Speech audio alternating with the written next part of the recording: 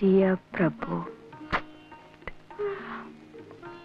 my darling Prabhu, oh, വേണ്ട, my sweetheart Prabhu. അമ്മ വീട്ടിൽ കൊണ്ടുവന്നിട്ടിരിക്കുകയാണ്.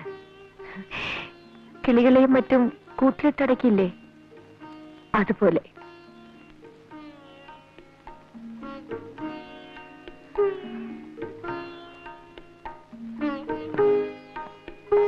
എന്തൊരു ഭംഗിയായിരുന്നു നമ്മളൊത്ത് കഴിഞ്ഞിരുന്ന ആ ദിവസങ്ങൾക്ക്.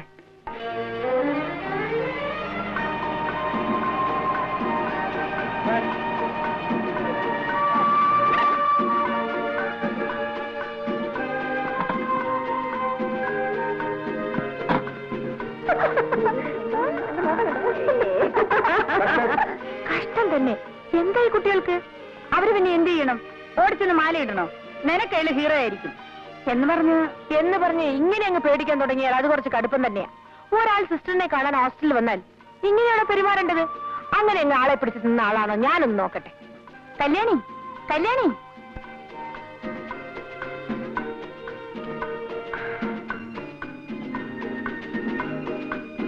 നീലിമയുടെ ചേട്ടനല്ലേ? അതെ, ഞാൻ പറഞ്ഞു വിടാം. ഹായ്, നല്ല ആള്.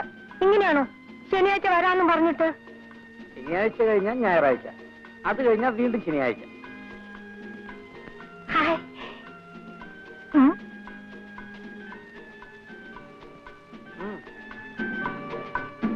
താങ്ക്സ്.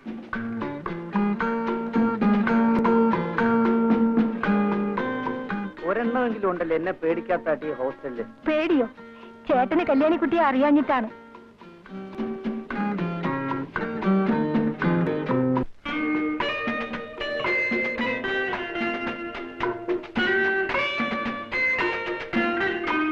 ഇവരൊക്കെ ആരാ?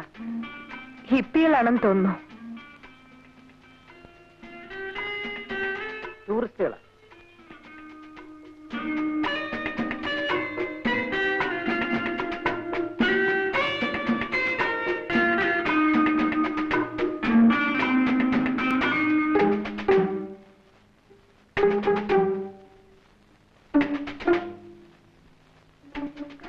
ഇതെല്ലാം ചില പഴയ ടെക്നിക്കുകളാ.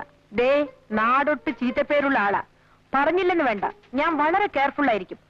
ഒരു വാക്കിലോ പ്രവൃത്തിയിലോ എന്തെങ്കിലും തെറ്റ് കണ്ടാൽ ആ നിമിഷം ഞാൻ കട്ട് ചെയ്യും. വിളിച്ചിട്ടും കിട്ടുന്നില്ല.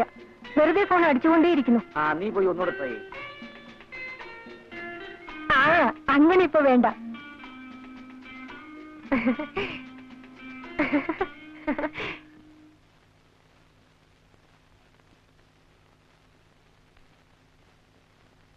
എന്തൊരു കിടപ്പാടി ഇത്? എഴുന്നേറ്റ് മര്യാദയ്ക്ക് കിടക്ക്. അധിക പ്രസംഗം.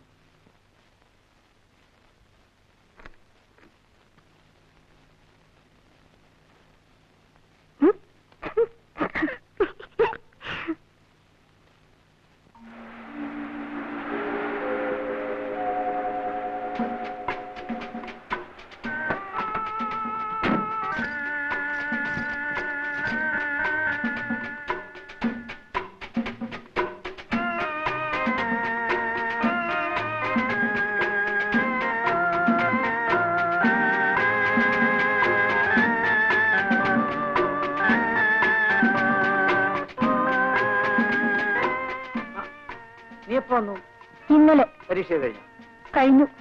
ഇതെല്ലാം തിരക്കാൻ ഇന്നെങ്കിലും ഒരാൾ എത്തിയല്ലോ. ധൃതി വെക്കണ്ട. നിന്റെ എല്ലാ കാര്യങ്ങളും നോക്കാൻ ഒരാളെ ഞാൻ ഉടനെ ഉണ്ടാക്കി തരാം. പോ ചേട്ടാ.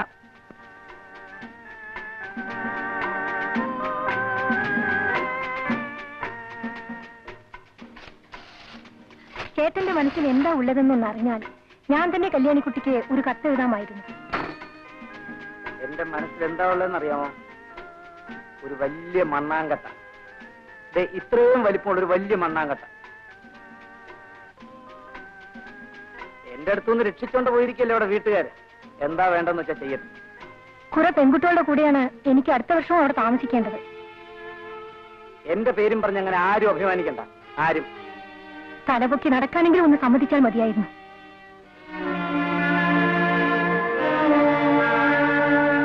അമ്മേ, അമ്മയെങ്കിലും ചേട്ടനെ വിളിച്ചൊന്ന് പറയൂ, ഈ കളി മതിയാക്കാൻ.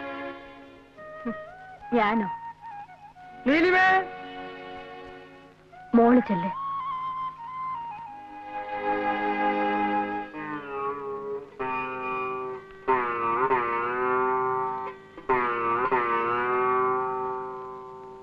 ഞാൻ പറഞ്ഞാൽ നീ അതനുസരിക്കും. അച്ഛൻ പറഞ്ഞതാണല്ലോ എന്ന് കരുതി. പക്ഷേ അവനോട് ഇത് പറയാൻ എനിക്ക് അധികാരമില്ല.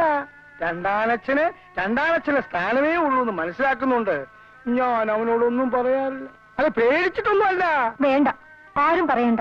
എന്താ താമസ്? ജീരകവെള്ളം റെഡിയായിരുന്നു. മോളെ, ഇന്ന് അച്ഛന്റെ കൂടെ ഇരുന്ന് ഊണ് കഴിക്കണം. വേണ്ട, ഞാൻ നമ്മുടെ കൂടെ ഇരുന്ന് ഊണ് കഴിച്ചോളാം.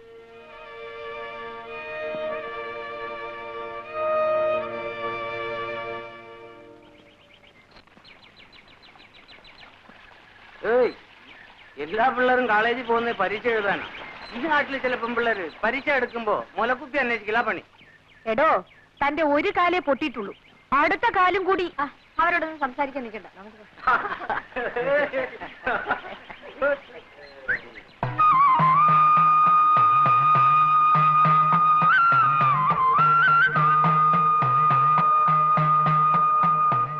ശോഭേ, നാട്ടിൽ വന്നിട്ട് നീ എന്നെ തിരക്കിയതും കൂടി ഇല്ലല്ലോ.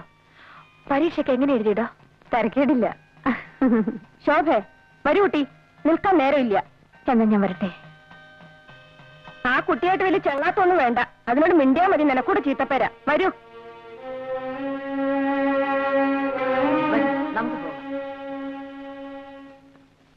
ഈ ലക്ഷ്മി ഇടത്തേക്ക് വേറെ പണിയൊന്നുമില്ലേ? ദിവസം ഇത് എന്നെ ജോലി. കാശിക്ക് പോകുമ്പോ സാധുക്കൊക്കെ കൊടുക്കാമല്ലോ.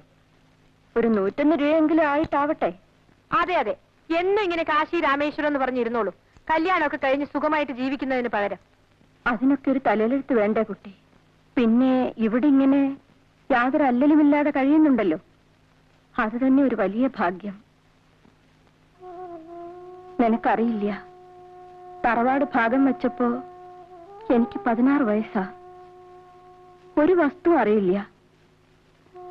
എല്ലാരും കിട്ടിയതും വാങ്ങി അവരവരുടെ വഴിക്ക് പോയി. ലക്ഷ്മിയടത്തേക്ക് മാത്രം ആരും ഉണ്ടായിരുന്നില്ല. അമ്മയില്ല, അച്ഛനുമില്ല.